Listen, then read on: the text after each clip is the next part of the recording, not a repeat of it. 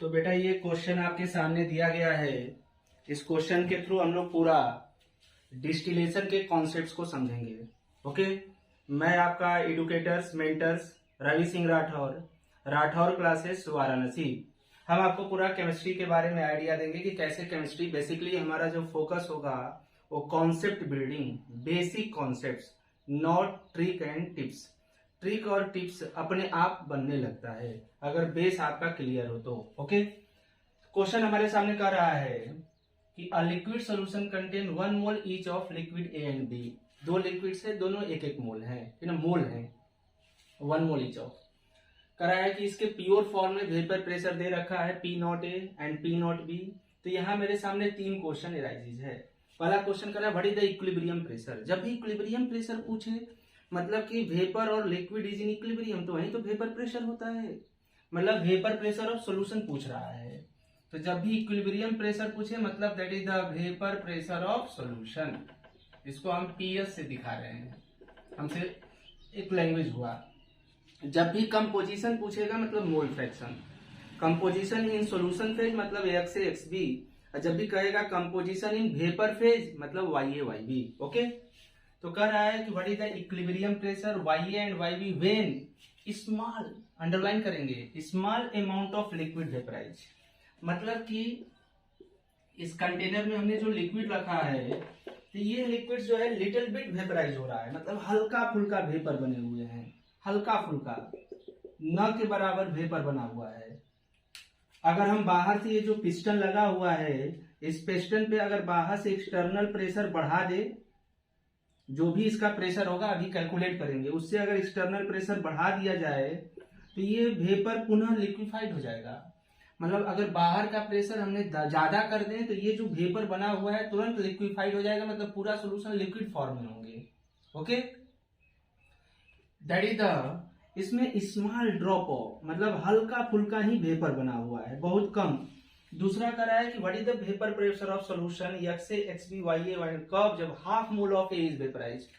चूंकि A 1 मोल था और हाफ मोल वेपराइज हुआ, मतलब A जितना मोल था उसका लगभग आधा, हमेशा जरूरी नहीं कि हाफ ही देगा, 3/4 मोल कुछ भी दे सकता है। मतलब ये लैंग्वेज कर रहा है कि इसमें अच्छा खासा वेपर बना हुआ है, जो ये लिक्विड्स हैं इनके अच्छे खासे वेपर बन रहे हैं, यानी इनके केस में अच्छा खासा वेपर बना। ओके, ये पहला केस है, ये दूसरा केस क्वेश्चन का है। और तीसरा क्वेश्चन क्या कर रहा है कि vapour pressure of solution XA XB YA YB निकालना है कब, जब ऑलमोस्ट ऑल लिक्विड्स वेपराइज। हमें नहीं कर रहा है कि ऑल लिक्विड वेपराइज, मेरे को बोल रहा है ऑलमोस्ट ऑल लिक्विड वेपराइज। इसका मतलब क्या हुआ कि मतलब पूरा का पूरा लिक्विड वेपर में चला गया है, कुछ हल्का फुल्का 1 ml 2 ml 1 ड्रॉप 2 ड्रॉप बच गया होगा। इसी क्वेश्चन कह देगा कि जब 1 drop of liquid is remaining, 1 drop of liquid is remaining, ये भी कह सकता है 1 drop of solution is remaining, मतलब लगभग जो है आपको पूरा का पूरा वेपर में चला गया है, पूरा का पूरा वेपर में चला गया है। मतलब ये लिक्विड जो है वेपराइज हो गया, ये वेपर ही बन गया, 1 ड्रॉप 2 ड्रॉप। चूंकि इस सॉल्यूशन में कौन कौन था, A और B, तो अगर 1 ड्रॉप भी होगा तो एक बोलेंगे केमिकली 1 पाया जाएगा, मतलब इसमें A भी होगा और B भी होगा, इसमें A भी है और B भी है। 1 ड्रॉप बचा। ओके, तो जब 1 ड्रॉप बना तो ये क्या कर रहा है कि जो भी, तीसरा वाला क्वेश्चन का खेल, जो भी है वो पूरा का पूरा कहाँ चला गया, वेपर में। मतलब जो लिक्विड का 1 मोल है वो वेपर में चला गया, मतलब वेपर में अब 1 मोल वेपर A का और 1 मोल वेपर किसका, B का। 1 मोल वेपर A का और 1 मोल वेपर किसका, B का। मतलब मेरे को YA YB तुरंत पता चल गया, YA 1/2 और YB भी कितना 1/2। What is the YA and YB, it is the mole fraction of A and B in what phase, vapour phase. ये 3 बातें हमने सिखाया 3 क्वेश्चन से। तो जो भी हम लोग राउल्ट्स लॉ का इसके पहले जितना भी क्वेश्चन किए थे बेटा, ध्यान से, जितना भी क्वेश्चन किए थे, वेपर प्रेशर ऑफ सॉल्यूशन बराबर P0 A XA plus P0 B XB, वहां ये मेंशन मान के चला गया था कि जो लिक्विड्स है वो थोड़ा सा ही वेपर बना है, क्योंकि जब थोड़ा सा तब तो उसका मोल ठीक है, उसका मोल फ्रैक्शन सही है, मतलब जो है वही। लेकिन अगर अच्छा खासा हो जाएगा तो उसका मोल चेंज हो जाएगा। मोल चेंज होने से उसका लिक्विड्स का ए और बी का मोल फ्रैक्शन चेंज हो जाएगा, बहुत लैंग्वेज बोल रहे हैं। और मोल फ्रैक्शन के चेंज होने से सॉल्यूशन का वेपर प्रेशर भी चेंज हो जाएगा। तो जैसे जैसे लिक्विड्स वेपराइज होते जाएंगे, अगर ज्यादा वेपराइज हो जाएंगे तो वो लिक्विड्स का मोल घटने लगेगा ना, मोल फ्रैक्शन भी चेंज हो जाएगा। बढ़ भी सकता है, घट भी सकता है। जो ज्यादा वोलेटाइल होगा उसका वेपर में ज्यादा मोल फ्रैक्शन होगा तो लिक्विड में क्या होगा, कम। जो कम वोलेटाइल होगा उसका वेपर में कम होगा तो लिक्विड्स में क्या होगा, ज्यादा। तो इसलिए हम चेंज बोल रहे हैं। तो जैसे जैसे, बहुत ध्यान से, जैसे जैसे सॉल्यूशन वेपराइज होंगे, जैसे जैसे सॉल्यूशन वेपराइज होंगे तो सॉल्यूशन के अंदर बचा हुआ रिमेनिंग ए और बी का मोल चेंज हो जाएगा, घटने लगेगा। ए और बी का मोल फ्रैक्शन चेंज हो जाएगा, जिसके चलते अब सॉल्यूशन का वेपर प्रेशर भी पहले से क्या हो जाएगा, चेंज हो जाएगा। उसी को हम लोग न्यूमेरिकली देखेंगे। जबकि जो प्योर लिक्विड से अगर पानी है तो पानी अगर हल्का वेपराइज हुआ, चाहे ज्यादा वेपराइज हुआ, चाहे ज्यादा वेपराइज हुआ, अभी भी इसका पी नॉट ए कांस्टेंट रहेगा। प्योर लिक्विड्स का पी नॉट ए ये नहीं डिपेंड करता है कि वो कितना वेपराइज हो गया, ज्यादा वेपराइज अभी भी है तो उतना ही रहेंगे। This is the major difference in between the pure liquid and solution, जिसको अभी कंसेप्चुअल हम लोग देखेंगे न्यूमेरिकल के थ्रू, और इसी को ग्राफ डिस्टिलेशन हम लोग सीखेंगे। तो मैंने यही बोला कि जो भी हम लोग राउल्ट्स लॉ लगाते हैं उसमें ये लिक्विड्स वेपर में हल्का फुल्का बना है, मतलब इतना मान के हम चलते हैं कि अभी इसके कंपोजिशन में कोई चेंज नहीं हुआ है। 1 मोल है तो मोल फ्रैक्शन आधा आधा ही है। तो पहले का आंसर हम करने जा रहे हैं बेटा, फर्स्ट क्वेश्चन का आंसर। तो कहेंगे कि सर हमें इक्विलिब्रियम प्रेशर मतलब vapour pressure of solution according to Raoult's law, Raoult's law से P naught A x A plus P naught B x B, very good. P naught A x A half हो गया, 1 mole है तो, और P naught B 25 into half. ये solve करेंगे तो कितना आ गया, 37.5 और 12 मतलब 50 mm ऑफ Hg। पहले का answer vapour pressure of solution equilibrium pressure 50 mm of Hg। And पूछा है कि what is the YA and YB। YA and YB कैसे, XA XB तो पता चल गया, XA हाफ और XB भी कितना, हाफ अभी क्वेश्चन में। अब हम YA YB निकालना चाह रहे हैं।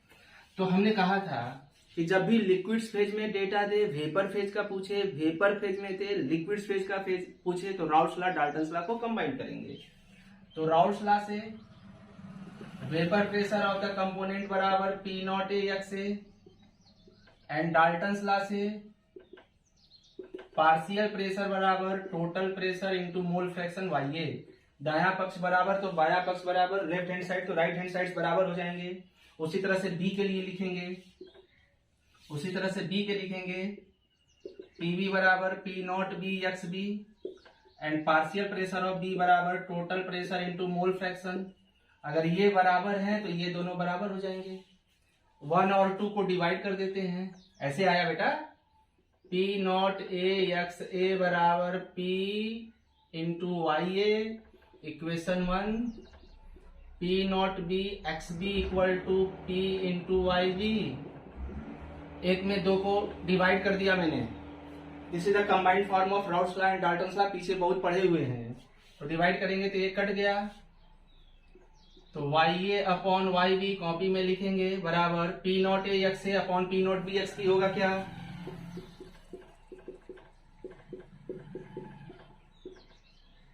ये भी एक पॉइंट आ गया, इसको लिखेंगे कॉपी में, इतना बनाएंगे।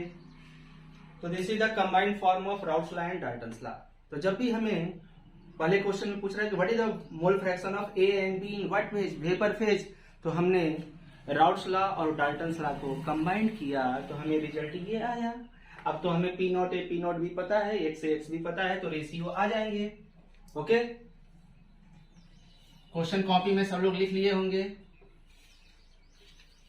तो आपको रेशियो पता है तो आ गया। That is the YA upon YB equal to P naught A 75 into half upon 25 into half, half half भी कट गया चूंकि यहाँ इस क्वेश्चन में कट गया।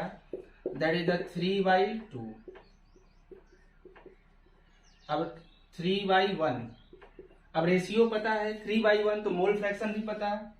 YA कितना हो जाएगा, उसका मोल अपॉन टोटल, टोटल मोल कितना हो जाएगा 3 + 1 4, तो उसका मोल upon total mole. And YB कितना हो गया, B का मोल 1 अपॉन टोटल मोल। आंसर पहले का। तो फर्स्ट तो बहुत आसान है, first one is very easy question, direct हमने सोचना सिखाए हैं। राउल्स लॉ, डाल्टन्स लॉ, एकदम हर लेक्चर में आपका कॉन्सेप्ट बिल्डअप होना चाहिए। अब question second,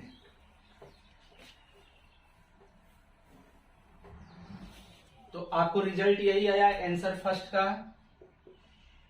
vapour pressure of solution 50 mm of Hg,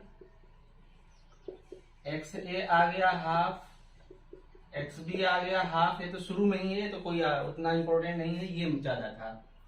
YA आ गया 3/4 एंड YB आ गया 1/4। This is the answer. Okay, इतना कर लिए होंगे, फटाफट करिए, वीडियो पॉज करिए और क्वेश्चन को करिए बेटा। ये तो पहले से भी पढ़ के आए। अब क्वेश्चन नंबर सेकेंड और third is very important. Question number second, उसमें सेकेंड पार्ट और थर्ड पार्ट इंपॉर्टेंट है। तो चलिए हम लोग सेकेंड पार्ट पे करते हैं।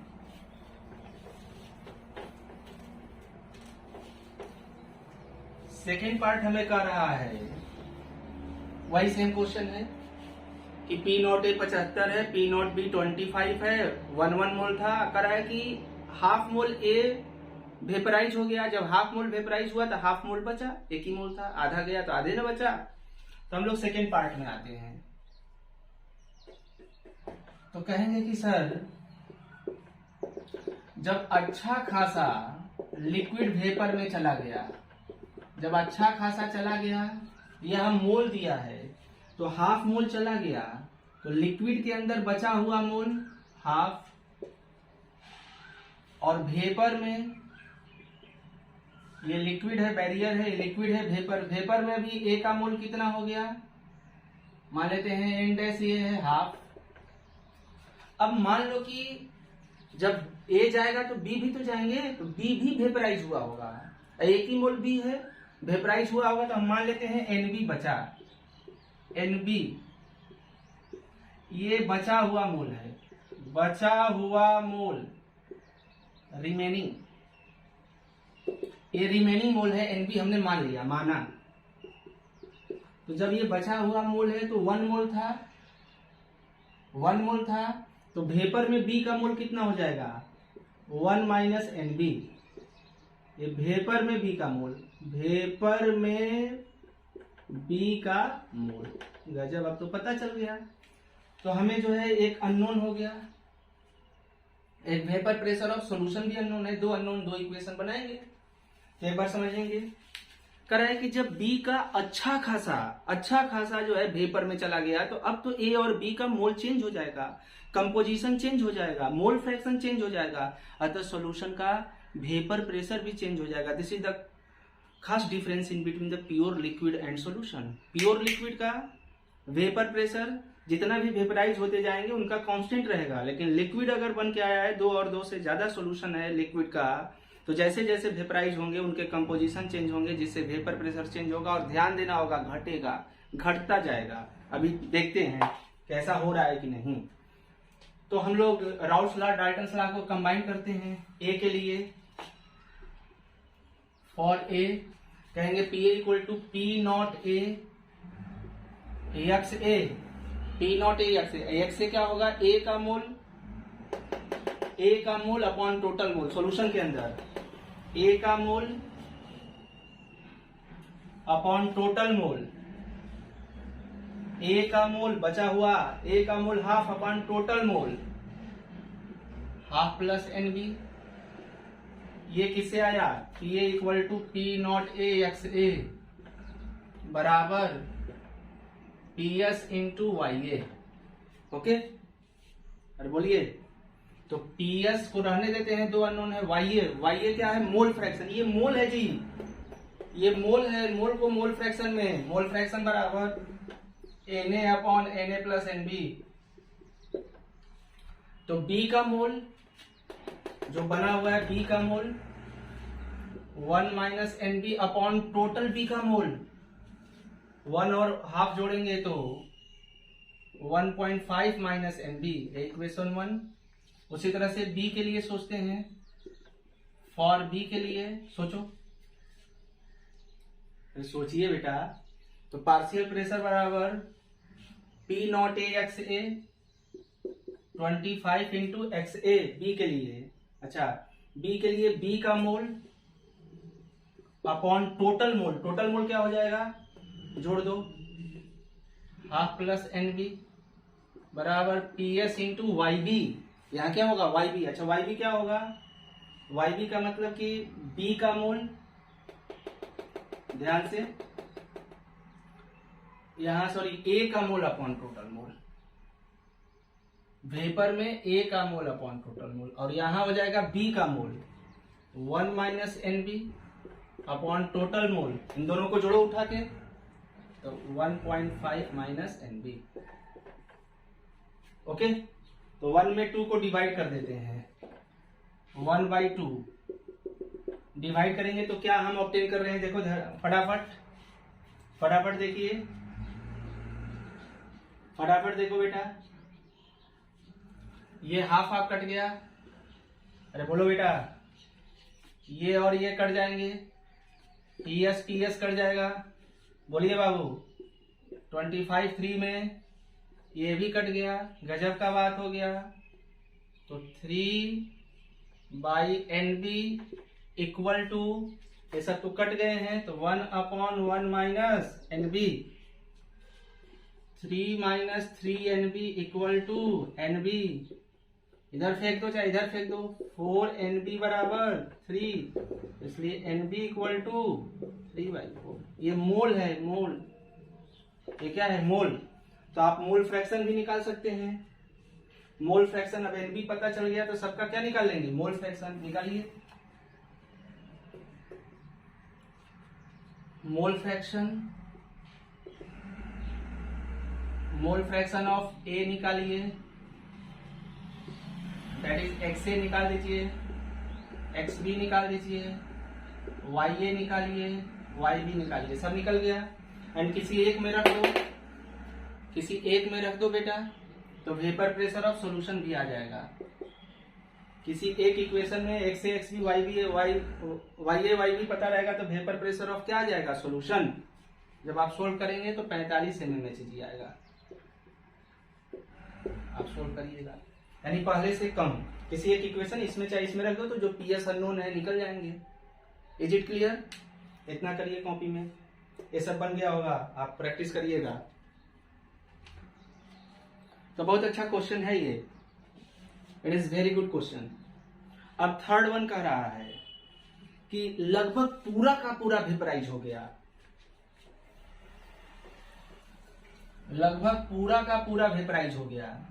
आंसर तीसरे पार्ट का, यानी ये है कि ये पूरा का पूरा वेपराइज हो गया, जो भी ये बचे थे ये पूरा वेपर में चले गए हैं। वेपर में चले गए मतलब अब 1 ml 2 ml 1 ड्रॉप ही लिक्विड बचा हुआ है, 1 ड्रॉप सॉल्यूशन बचा, 1 ड्रॉप केवल सॉल्यूशन बचा। तो 1 मोल था, जो भी है वो चला गया। तो वेपर में मान लेते हैं N-A मोल 1 और N-B भी कितना हो जाएगा 1, ये वेपर में मोल, वेपर या गैस फेज में बेटा मोल है, मोल। तो मोल पता तो मोल फ्रैक्शन पता 1/2, और वेपर में भी मोल फ्रैक्शन 1/2, तो ये तो हो गया। अब हमें कर रहा है what is the vapour pressure of solution. तो जब भी लिक्विड फेज में दे और गैस फेज में पूछ दे, गैस फेज में दे लिक्विड फेज में पूछ दे, तो हम राउल्स लॉ डाल्टन्स लॉ को कंबाइन करेंगे। तो एक हमने डायरेक्ट याद करवाया था कि वेपर प्रेशर ऑफ सॉल्यूशन पूछ दे तो YA upon P not A plus YB upon P not B बराबर 1 upon vapour pressure of solution. उठा के फेंक दो, 1/2 1/2 75 25 उठा के फेंक देंगे। तो यहां देखेंगे तो वेपर प्रेशर 37.5 आएगा mm of Hg। It is very good question. चूंकि अगर ये जा रहा है, ये अगर जा रहा है तो इसमें A और B दोनों है, ए और बी बचा होगा, बहुत कम मोल होगा, लेकिन मोल है तो मोल फ्रैक्शन भी होगा। तो हम कहें सर इसका एक्स ए भी होगा और क्या होगा, एक्स बी भी होगा। एक्स ए होगा और क्या होगा, एक्स बी भी होगा। ये भी आप निकाल सकते हैं। कैसे, राउल्स लॉ डाल्टन्स लॉ को कंबाइन करके। राउल्स लॉ डाल्टन्स लॉ को कंबाइन करके कहेंगे P naught A x A बराबर पी इंटू वाई ए। यहां फेंक दो 75 37.5 वाई ए हाफ, तो क्या आ जाएगा एक्स ए। और उसी तरह से क्या निकाल लेंगे, एक्स बी। इतना, ये दिस इज अ कंप्लीट। तो ये तो अभी क्वेश्चन कराए हैं, अब इसके क्वेश्चन के कॉन्सेप्ट्स को समझना होगा कि क्या कह रहा है। इतना करिए, बहुत इंपॉर्टेंट क्वेश्चन है।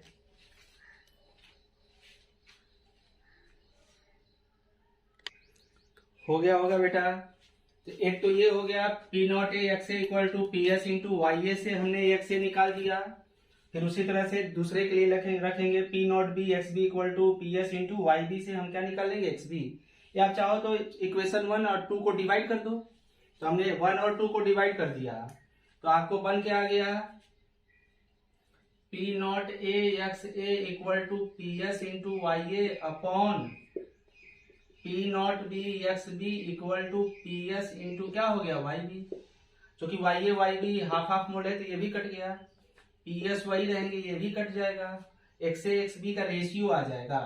ये है आपका 75 और ये कितना है 25, यानी x A by x B कितना आ गया 1/3। जब रेशियो पता तो एक्स ए पता, ये मेथड सेकंड बता रहे हैं बेटा। एक्स ए एक्स बी निकालने का सेकंड मेथड। तो एक्स ए बराबर क्या हो गया 1/4 और एक्स बी क्या हो गया 3/4। तो ये मतलब हर तरह से सोचना होगा मेरे को।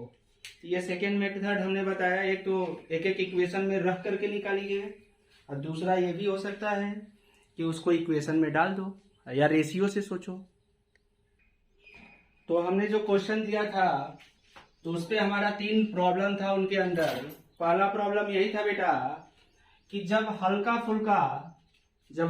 फुल्का लिक्विड वेपराइज हुआ है, मतलब न के बराबर, मतलब इस समय हमें मान के चलते हैं कि लिक्विड में ए और बी का कंपोजिशन चेंज नहीं हुआ है।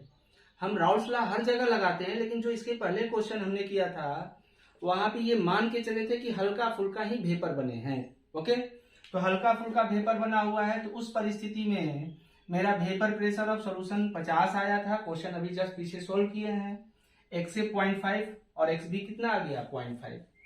जब ये लिक्विड्स अच्छा खासा वेपराइज हुआ, लगभग हाफ मोल चले गए थे, तो जब अच्छा खासा वेपराइज हुआ होगा तब उस परिस्थिति में हमने जब इन दिस सिचुएशन हमने कैलकुलेट किया था न्यूमेरिकल, तो वेपर प्रेशर ऑफ सॉल्यूशन आया था 45, मोल फ्रैक्शन 0.4 और इनका मोल फ्रैक्शन 0.6। और जब मैक्सिमम लिक्विड्स वेपराइज हो गए, ऑलमोस्ट ऑल लिक्विड्स वेपराइज, मतलब हल्का फुल्का बचा हुआ है, लास्ट ड्रॉप बचा हुआ है, या एक ड्रॉप बोल देगा, या मैक्सिमम वेपराइज हो गया है, ये सब लैंग्वेज देगा। तो उस परिस्थिति में बचा है तो इसमें ए और बी है, अभी भी ए का मोल होगा तो मोल फ्रैक्शन होगा, बी का भी होगा। तो हमने ये कैलकुलेट किया है जस्ट अभी, सब न्यूमेरिकल तीनों यही डाटा आए हैं, these are the answer.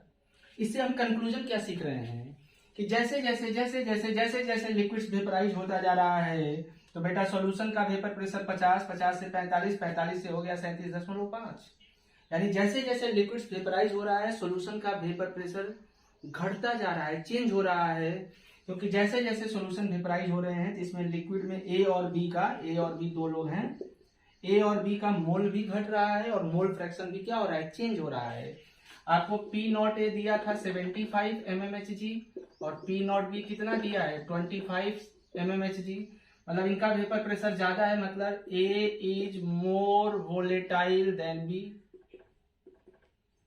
A is more volatile than E, मतलब ए का वेपर ज्यादा बनेंगे, बी का वेपर कम बनेगा। तो ये क्या है, रिमेनिंग लिक्विड्स का मोल फ्रैक्शन जो बचा हुआ है, रिमेनिंग लिक्विड का मोल फ्रैक्शन,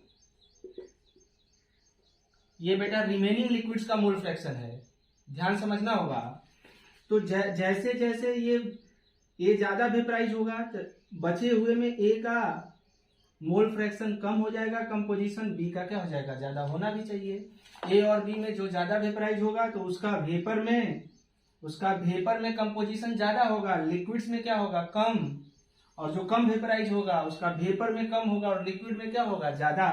और जब सभी वेपराइज हो जा रहे हैं तो देखिए और कम हो गया, और कम हो गया। लेकिन क्वाइट डिफरेंस, अगर कोई प्योर लिक्विड्स मान लिया जाए वाटर है, वाटर ये वेपराइज करेगा तो इसका पी नॉट ए कांस्टेंट नहीं रहेगा, कितना भी वेपराइज ना हो जाए, कितना भी वाटर क्यों ना वेपराइज हो जाए, हाफ मोल वेपराइज हो जाए, हल्का बचे, एक ड्रॉप बचे, तो भी इसका पी नॉट ए कांस्टेंट रहता है। This is the major difference in between the liquid liquid solution and pure solvent.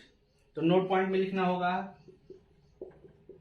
Note point में सॉल्यूशन मतलब लिक्विड सॉल्यूशन, लिक्विड सॉल्यूशन जैसे जैसे वेपराइज करेंगे, लिक्विड सॉल्यूशन जैसे जैसे वेपराइज करेगा उसका लिक्विड्स में बचा हुआ मोल फ्रैक्शन घटेगा, मोल फ्रैक्शन चेंज होगा, मोल घटेंगे और वेपर प्रेशर भी घटेगा।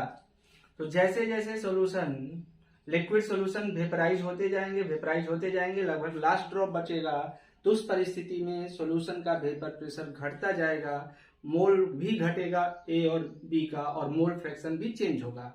हाँ, अलग बात है कि वे ए और बी में वे जिनका वेपर प्रेशर ज्यादा होगा, पी नॉट ए की वैल्यू ज्यादा होगा, उनका मोल फ्रैक्शन घटेगा, और जिनका वेपराइजेशन कम होगा, पी नॉट भी कम होगा, उनका मोल फ्रैक्शन क्या होगा, देखो 0.5 तो बढ़ रहा है, 0.6 एंड 0.75। ये लैंग्वेज वाइज क्वेश्चन आएंगे। But pure liquids, this is वहां लैंग्वेज केवल एनसीईआरटी में लिखा है कि प्योर सॉल्वेंट एंड सॉल्यूशन में क्वाइट डिफरेंस होता है, तो वो क्वाइट डिफरेंस नहीं है, बहुत बड़ा डिफरेंस है। और यहाँ वाटर को, प्योर लिक्विड्स को जैसे जैसे वेपराइज करेंगे तो भी उसका पी नॉट ए कांस्टेंट रहता है, ये चेंज नहीं होगा, it is depends upon the temperature. ये आपका केस फर्स्ट हुआ जब हल्का से वेपराइज हुआ है, तो इनको निकालने का तरीका हो गया वेपर प्रेशर ऑफ सॉल्यूशन बराबर P naught A x A plus P naught B x B, vapour pressure of solution.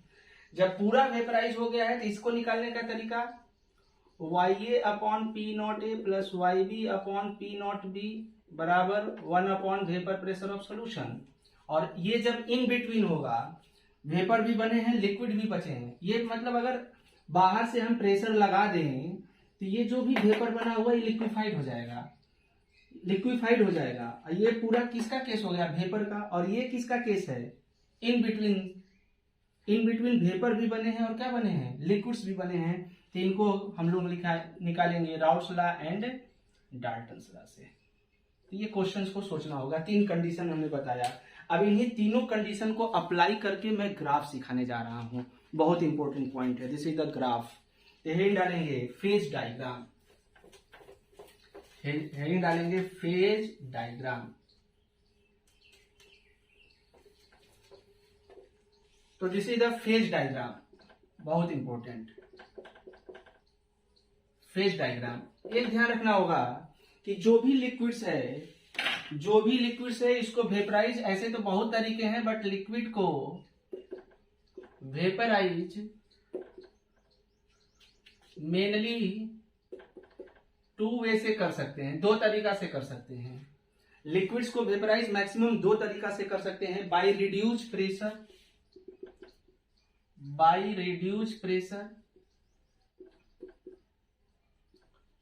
Reduce pressure और दूसरा बाय इंक्रीजिंग टेम्परेचर।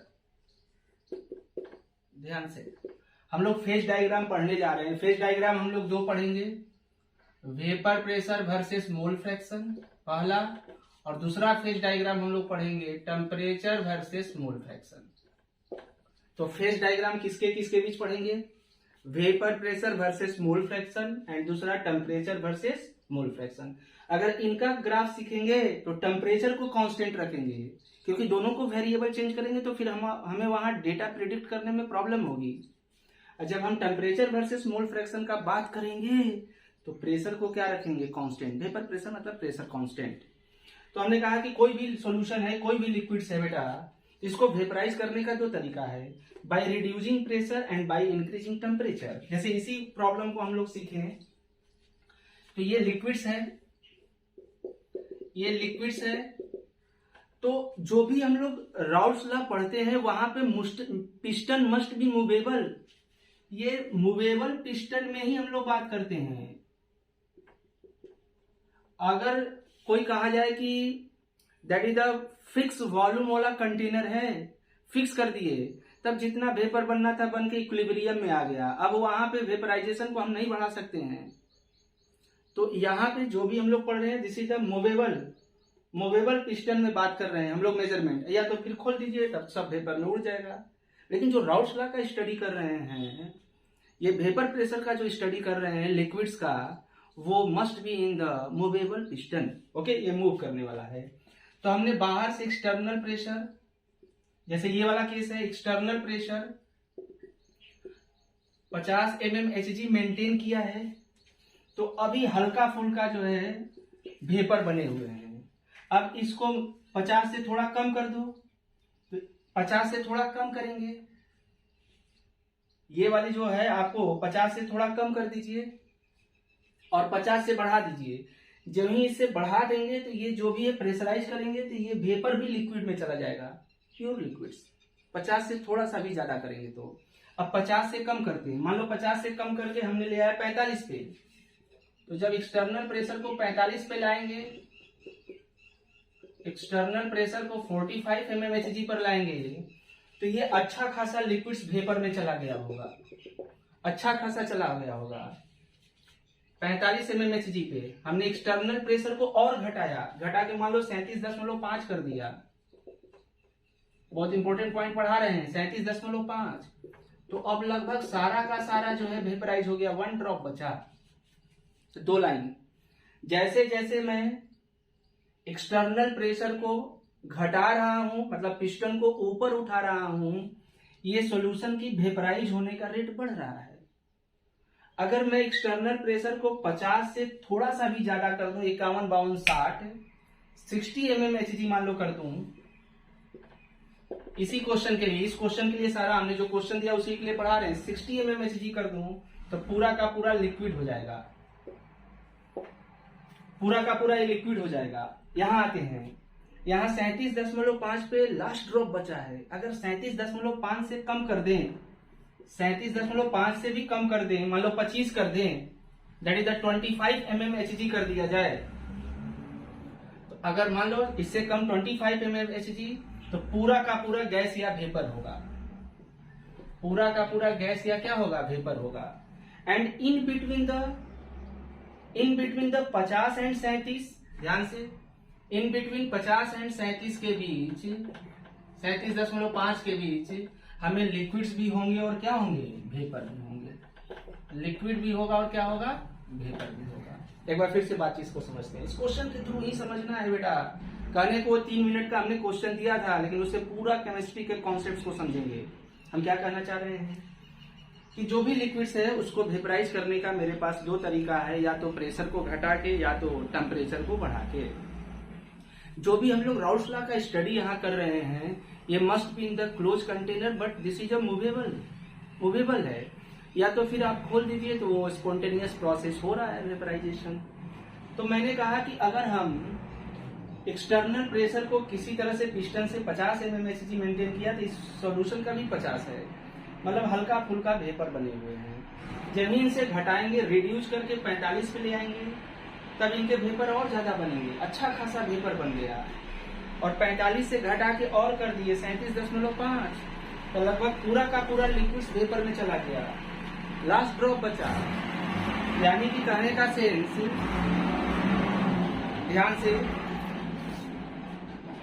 ध्यान से कहने का सेंस क्या आया बेटा, कि जो 50 और 37.5 के बीच में लिक्विड्स और वेपर दोनों पाए जाएंगे। 50 और 37.5 के बीच में लिक्विड्स और वेपर दोनों पाए जाएंगे और हर इंस्टेंट पे इक्विलिब्रियम रहता है। लेकिन अगर 50 से थोड़ा सा भी प्रेशराइज ज्यादा कर देंगे तो ये वेपर भी लिक्विफाइड हो जाएगा। यानी मान लो वो 60 mm Hg है, तो 60 mm Hg पे प्योरली लिक्विड पाए जाएंगे, मतलब सोल्यूशन ए और बी लिक्विड फेज में सोल्यूशन पाए जाएंगे। अगर 37.5 से कम कर दिया, ये प्रेशर कम करते जा रहे हैं, प्रेशर कम कर दिया, तब ये पूरा का पूरा क्या पाए जाएंगे, वेपर। अब इन्हीं बातों को हम लोग ग्राफ में अप्रोच करते हैं। इन्हीं बातों को ग्राफ में, ग्राफ दो तरह से पढ़ेंगे। तो पहला हम लोग फेज डायग्राम पढ़ने जा रहे हैं। Case first, phase diagram pressure या वेपर प्रेशर, प्रेशर या vapour pressure versus mole fraction. Mole fraction को कंपोजिशन भी लिखा रहेगा, लेकिन कब? At constant temperature. तो ये आपका, इसके अंदर अब दो खेला होगा, ए और बी होंगे। ए और बी के भी लिक्विड में मोल फ्रैक्शन होगा और ए और बी का वेपर में भी मोल फ्रैक्शन होगा, वाई ए वाई बी। ओके, तो हम इसको लेट से जेड बोल दे रहे हैं, जेड ए, जेड बोल दे रहे हैं बस। ए के लिए पढ़ रहे हैं तो बी के लिए भी सोच लेंगे। Z A 0, Z A 1। अब जेड ए के जगह पे आपका एक्स ए भी होगा, वाई ए भी होगा। एक्स ए होगा और क्या होगा? वाई ए होगा, आराम से, इसलिए हम जेड बोल रहे हैं। ओके, तो हम लोग पढ़े हैं कि मान लिया जाए यहाँ 1, अगर एक्स ए 1 होगा तो उसका vapour pressure maximum P naught A 75 mmHg, इसी क्वेश्चन से सिखा रहे हैं, और P naught B 25 mmHg। Okay, अब ये आपका इधर जाने पर वेपर बढ़ रहा है, फिर इनके गैस या वेपर फेज आएंगे। तो कहेंगे कि सर जब हम अगर बात करते हैं इस ग्राफ के लिए, तो ध्यान से मान लिया जाए कंपोजिशन, पहला कंपोजिशन आया था जब मोल फ्रैक्शन 0.5 था, तो 0.5 पे इसको वर्टिकली ऐसे मिलाएंगे तो हमें 2 पॉइंट कट होगा। पहला ध्यान रखना होगा कि जैसे जैसे प्रेशर बढ़ा रहे हैं तो किसकी टेंडेंसी बढ़ रही है? अभी लिक्विड की। तो ये वाला जो जोन होगा वो लिक्विड वाला जोन होगा। जैसे जैसे प्रेशर को घटा रहे थे तो ऑलमोस्ट सभी वेपराइज हो रहे थे। तो ये वाला जो जोन होगा वो किसका होगा? गैस या वेपर का, गैस या वेपर का। और ये वाले जो जोन होंगे यहां से यहां तक, यहां से यहां तक, बहुत ध्यान से, ये बेटा आपका गैस और लिक्विड्स होंगे, गैस और लिक्विड्स होंगे। इतना बात समझ में आ गया? ये वाला जोन लिक्विड्स, ये वाला जोन गैस, और ये कौन सा होगा? गैस और लिक्विड्स। यानी ये जो ग्राफ होगी, फर्स्ट ग्राफ, ये आपका वेपर प्रेशर वर्सेस एक्स ए का ग्राफ है, और ये वेपर प्रेशर वर्सेस वाई ए। वाई ए कहो तो वाई बी पे पता, तो हम एक्स ए लिख रहे हैं तो एक साथ एक्स बी भी सोचना होगा, वाई ए लिख रहे हैं तो वाई बी भी सोचना होगा। इतनी बात समझ में आ गई क्या? तो हमने क्या कहा ध्यान से कि ये this is the vapour pressure versus composition या मोल फ्रैक्शन के बीच ग्राफ है, इसको समझना होगा। तो मान लिया जब पहला केस हम लोग देखते हैं, जब मोल फ्रैक्शन 0.5 था तो ये पॉइंट यहां कट कर रहा है, ये कहा। इस ग्राफ को हम लोग देखेंगे, देख करके इसको इस तरह से लाएंगे और यहां लाएंगे तो इसका रेंज मेरे को पता चल जाएगा। ये आपका 50 आ जाएंगे mm ऑफ Hg, और ये हो जाएगा 37.5। इस ग्राफ के द्वारा हम लोग वेपर प्रेशर निकाल सकते हैं। मान लीजिए केस सेकेंड हम लोग बात करते हैं, जब ये आपका वेपर प्रेशर, इसको कर दे रहे हैं, जब 37 से कम हो जाए, जब 37 से भी कम कर देंगे, 37 से भी कम कर देंगे तो किस फेज में पाया जाएगा? गैस। और जब हम 50 से भी ज्यादा, मान लो 60-70 कर दे रहे हैं, तब ये क्या पाया जाएगा? लिक्विड्स। और इस वाले जोन में क्या होंगे? गैस और लिक्विड्स। Okay, very good. अब ध्यान रखना होगा कि मान लो हम लोग इंटरमीडिएट प्रेशर कहीं आ रहे हैं, वो जरूर नहीं इंटरमीडिएट, वो मान लिया जाए हम लोग 45 वाला ले लेते हैं। तो ये इंटरमीडिएट प्रेशर आपका है 45 mm ऑफ Hg। तो जब 45 mm Hg है तो ये लाइन यहां से बाइसेक्ट होगी, ये वाली लाइन जब यहां बाइसेक्ट होगी तभी इन्हीं पे बात करिए, चाहे इन्हीं पे, जिस पे भी बात करिए आप, उसके लिए आप मान लिया जाए 0.25 पे बात करते हैं, ठीक है ना। मान लो कोई वो मोल फ्रैक्शन का कंपोजिशन 0.25 है, इतना है, तो 0.25 पे ये पॉइंट यहां पे है, तो 0.25 पे है अगर मोल फ्रैक्शन पे, तो यहां भी मेरे को रेंज पता चल जाएगा। उस कंपोजिशन वाले सॉल्यूशन के लिए ये भी रेंज पता चल जाएगा। तो हम दिए गए ग्राफ से सॉल्यूशन का रेंज पता चल सकते हैं कि उसका वेपर प्रेशर का रेंज क्या होगा। जैसे मान लीजिए 45 mmHg है, इस ग्राफ का व्हाट इज द यूज? इस ग्राफ का यूज है कि जो 45 mmHg पे वेपर प्रेशर है, तो हम इस ग्राफ को देख करके XA, XB, YA और YB निकाल सकते हैं। एक तो न्यूमेरिकल के थ्रू निकालें, और एक ग्राफ यहाँ कट कर रही है, ये कौन सा फेज है, वेपर वाला। इसको वर्टिकली ड्रॉ करोगे तो ये बेटा क्या हो जाएगा, YA, और इसको वर्टिकली ड्रॉ करोगे, यहाँ आके कट रहा है ये T पॉइंट, तो ये क्या आ जाएगा, XA कुछ होगा। तो इस ग्राफ के थ्रू हम लोग इंटरमीडिएट रेंज के बीच में किसी भी प्रेशर पे ग्राफ से हम XA और क्या निकाल सकते हैं, YA। अब YA पता है तो YB पता है, XA पता है तो क्या पता, XB पता। This is the graph in between the vapour pressure versus mole fraction. Okay, अब इस पे डिस्टिलेशन भी समझेंगे, पहले ग्राफ समझिए क्या करना चाह रहे हैं। फिर से हम किस A और B को मिलाया जा रहा है, तो किसी भी मोल फ्रैक्शन पे, मान लो A 0.25 है, B तो किसी भी मोल फ्रैक्शन पे मान लो A 0.25 है, तो इसमें हम सॉल्यूशन का वेपर प्रेशर का रेंज पढ़ लेंगे कि किस रेंज में लिक्विड और वेपर इक्विलिब्रियम होगा। उससे अगर ज्यादा करेंगे तो पूरा लिक्विफाइड हो जाएगा, और उससे कम करेंगे तो पूरा वेपराइज हो जाएंगे। अगर मान लिया जाए इस क्वेश्चन में 50 और 37 था, उसके बीच में अगर 45 है, तो 45 को हम लोग ये वर्टिकल एक लाइन हॉरिजेंटल लाइन ड्रॉ कर रहे हैं ध्यान से। तो इस हॉरिजेंटल लाइन पे ये किसका ग्राफ होता है, वेपर का। ये किसका ग्राफ होता है, लिक्विड्स का। तो ये वाला वेपर का कट कर रहा है, इसको नीचे की तरफ ड्रॉ करेंगे, तो ये किसको दे देगा, YA पता तो YB पता।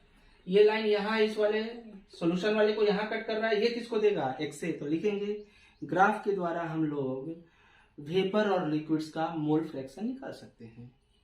इस ग्राफ के द्वारा हम लोग लिक्विड्स और वेपर का क्या निकाल सकते हैं, mole fraction. Is it clear, इतना बनाएंगे। अब ध्यान से अब इस ग्राफ को समझते हैं फिर से। अब मान लिया जाए कि ये टेम्परेचर कांस्टेंट है। अब दूसरा graph, phase diagram, temperature versus mole fraction. Temperature versus mole fraction कब, जब कांस्टेंट प्रेशर होगा तब, एट कांस्टेंट प्रेशर। ये लाइन लिखेंगे। तो हमें पता है कि वेपर प्रेशर ज्यादा तो टेम्परेचर कम, बॉइलिंग टेम्परेचर, तो बॉइलिंग पॉइंट क्या हो जाएगा, कम। तो ये वाली आपका मान लिया जाए, यहाँ Z लिख रहे हैं, ZA 0, ZA 1, यहाँ XA और XA पता है तो XB पता, और YA लिक्विड और वेपर दोनों को सोच रहे हैं, इसलिए Z लिख रहे हैं बेटा। Z से घबराएंगे नहीं। YA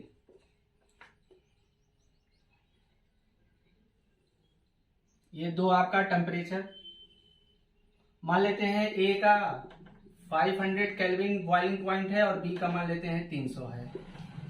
A का मान लेते हैं 500, this is the boiling point या टेम्परेचर वर्सेस कंपोजिशन के बीच ग्राफ है। टेम्परेचर वर्सेस कंपोजिशन, एकदम ध्यान से। अभी एक लेक्चर और इस पे लेंगे, इसको पूरा डिटेल पढ़ना है क्योंकि ये ट्रेंड बन गया है, क्वेश्चन आ रहे हैं। अभी तो ये आइडियल सोल्यूशन का पढ़ा रहे हैं, अभी रियल सोल्यूशन में एजियोट्रॉपी का पढ़ाएंगे, तो ये अभी आएगा तभी समझ पाएंगे। तो ये मान लेते हैं आपका T0 A 500 केल्विन है, T0 B 300 केल्विन है। तो कहेंगे कि सर वेपर ये वाला था किसके लिए, लिक्विड्स का, तो अब ये वाला हो जाएगा वेपर का। तो ये वाला हो जाएगा वेपर का और ये किसका हो जाएगा, लिक्विड्स का, क्योंकि उल्टा, यानी इसके ऊपर केवल वेपर पाए जाएंगे, इस टेम्परेचर से ऊपर, मतलब इस टेम्परेचर 500 न कहना, इनके बीच में इसके टेम्परेचर से ऊपर वेपर या गैस, और इनसे नीचे क्या पाया जाएगा, लिक्विड्स, और इनके बीच लिक्विड्स और वेपर के बीच इक्विलिब्रियम होगा, लिक्विड्स और वेपर के। तो यहां पलट गया ये वाली वेपर, मतलब ये temperature versus YA, temperature versus YA पता है तो YB, ये टेम्परेचर वर्सेस XA का ग्राफ है। समवट कर्व आते हैं, समवट कर्व ग्राफ आता है, तो ये ग्राफ को समझना होगा। इसी से डिस्टिलेशन हम लोग समझेंगे। इतना पॉइंट बनाइए, इतना पॉइंट बेटा बनाइए, इतना पॉइंट बनाइए तो हम आगे बढ़ें। अब एक डिस्टिलेशन में बहुत कंफ्यूजन होता है कि कहते हैं कि अगर A और B का लिक्विड्स है, तो नॉर्मल लोग यही बता देते हैं कि अगर A और B का लिक्विड्स है तो जिसका अगर टेम्परेचर कम है, बॉइलिंग टेम्परेचर कम है, वो पहले वेपराइज होगा। तो टेम्परेचर बढ़ाते हैं तो कहते हैं कि सर 300 जब ही आएगा बी पूरा पूरा वेपराइज होने लगेगा, ए बच जाएगा, अलग कर देंगे। बट ये गलत है, क्योंकि अब यहां पे आपका अभी भी 300 पे अभी जस्ट यहाँ पे वेपराइज नहीं हुए हैं। अब 300 से ऊपर रखेंगे तब वेपराइज होगा, थोड़ा सा ऊपर करेंगे, वो मान लेते हैं 350 है, मान लेते हैं टेम्परेचर 350 केल्विन है। तो जब 350 केल्विन होगा तब वहां पे जाकर के ए भी वेपराइज होंगे और बी भी वेपराइज होंगे।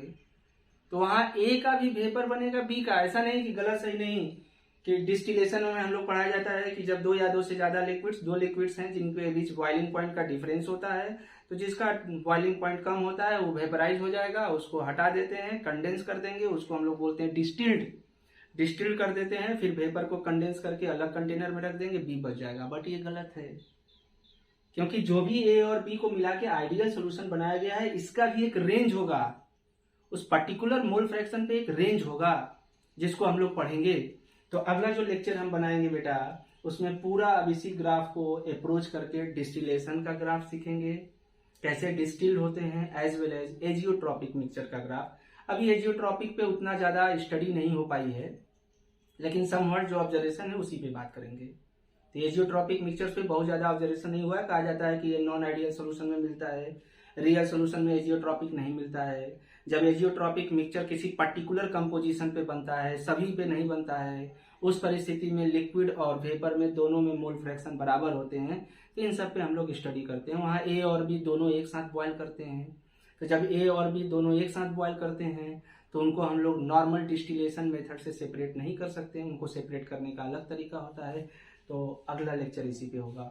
होप सो बेटा हमने जितना आपको आइडिया पढ़ाया, कॉन्सेप्ट दिया, वो आपको समझ में आया होगा इस क्वेश्चन के थ्रू। ओके, बाय बाय बेटा, बेस्ट ऑफ लक। खूब दिल लगा के पढ़िए, 12th का तैयारी IIT और मेडिकल का अच्छा से करिए। ओके, बाय बाय, फिर मिलते हैं। आराम से पढ़िए, खूब तैयारी अच्छे से करिए।